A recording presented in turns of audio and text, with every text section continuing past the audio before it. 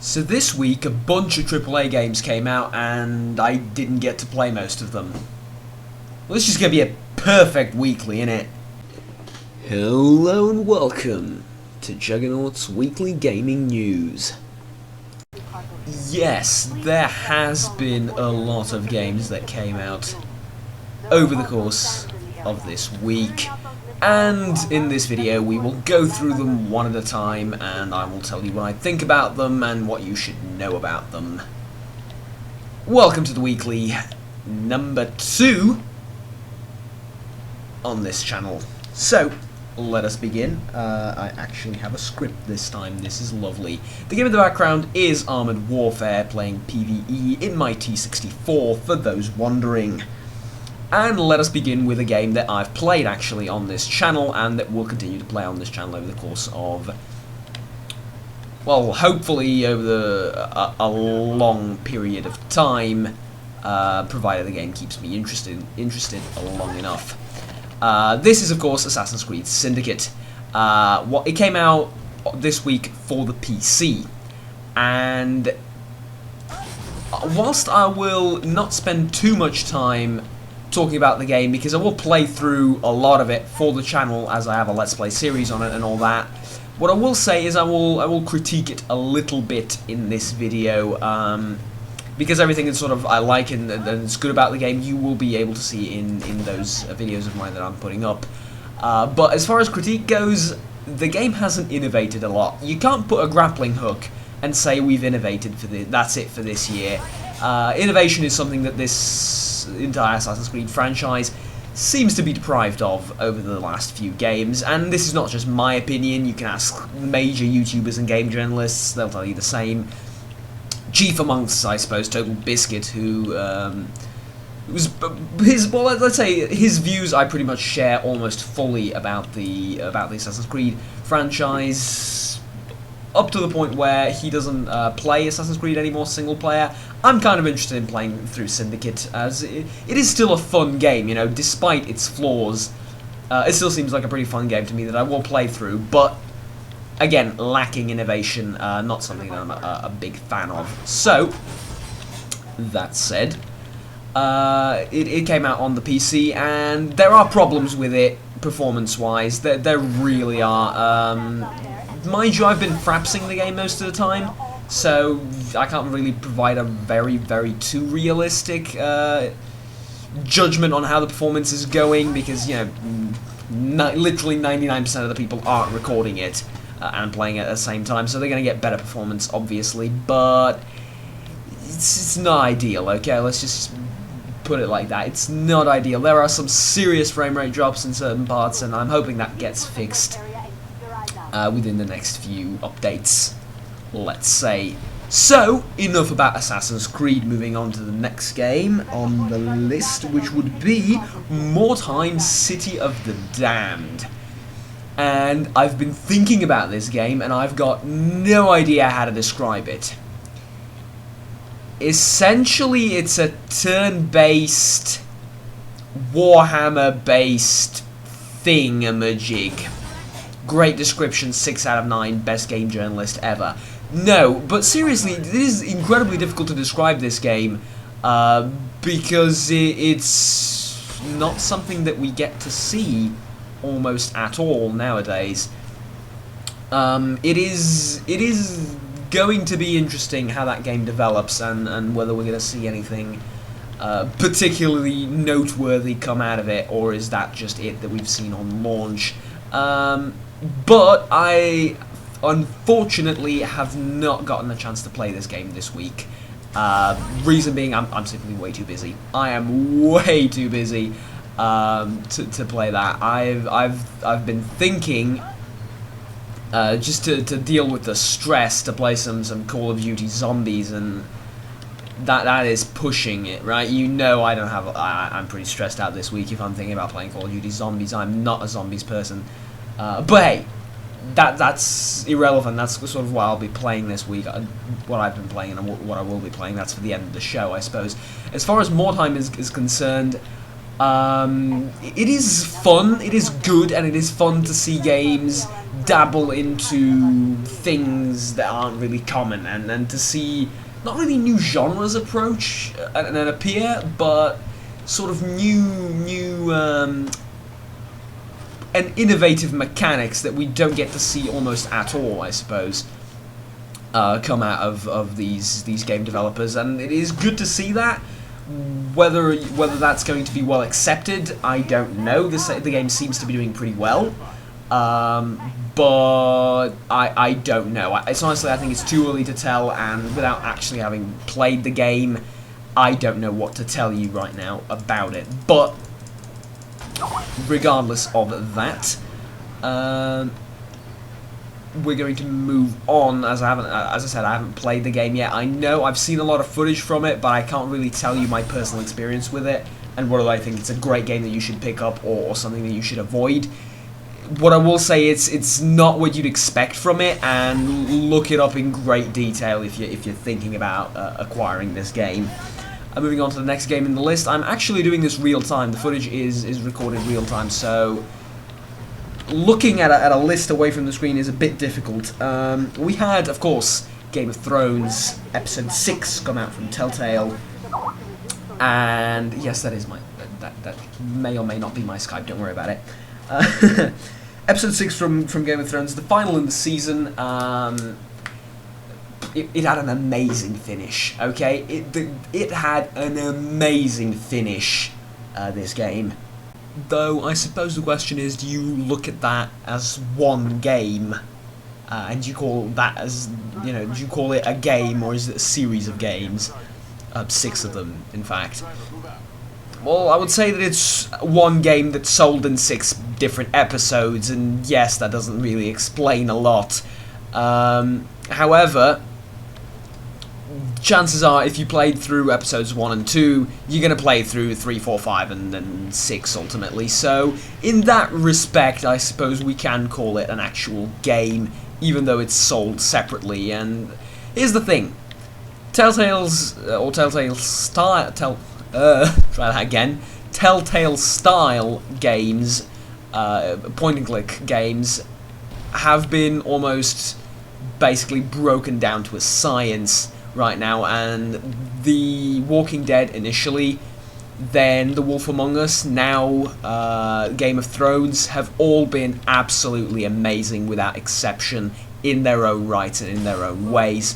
So from that respect, these games have been absolutely perfect, and you know what to expect when you get yourself a game like this, right? When you buy it, you know what to expect. You know to expect an emotional train wreck most of the time, but besides that, you know what to expect. Is a really well done series of games, or series of episodes, I suppose, and besides that, a really well presented story.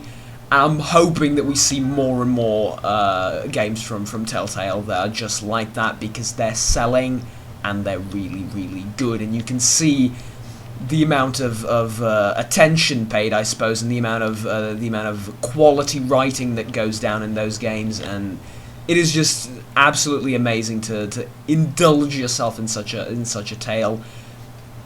Whether it is Game of Thrones, whether it is The Walking Dead, or The Wolf Among Us, which, you ask me to pick my favourite out of those, and I wouldn't be able to give you an answer. I swear to God, they're all good in their own ways, and present a unique narrative, let's call it.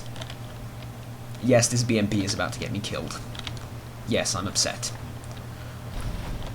Anyways, moving on, because if I were to talk anything about the ending in any way, shape or form, that would be just heresy of the worst kind, because you do not spoil this game for anyone, not even with a spoilers warning. You just don't talk about this game. You let people play it. That's how you do it. Okay, so yes, essentially, the point being, I'm really hoping that we see more and more games from Telltale like that, and targeting different stories, I suppose, different either films, either series, or like The Wolf Among Us, something that's completely like a new invented setting, I suppose, and universe for for their type of game. Also, we've had Minecraft Story Mode, which was a game in pretty much the similar setting, and we've seen that one come out, and now I can't wait for the next one. Like, there isn't anything bad to be said about these games. You know what to expect, and you know what you're gonna get, and they haven't failed to deliver thus far. There isn't one that's bad. So yeah, I'm just waiting for the next one, essentially. Moving on down the list, there has been some updates for Armored Warfare and World of Tanks. Those we'll talk about later. For now, let's talk about a free-to-play game that came out on Steam called Emily is Away. Emily is Away caught me a bit by surprise. It is essentially a text-based game that, again, is free-to-play, and it's very important that it's free-to-play. Did I say it's... I have no idea. I just lost that train of thought when I read. I apologize. Let's try that sentence again. It's very important to note that it's free to play because it is a very short game, right? It is a half an hour experience, more or less, maybe like 45 minutes, something like that. And it's very interesting in that there isn't actually anything dramatic and mysterious happening, which is going to maybe offset some people, but I think that's completely fine, if I'm honest.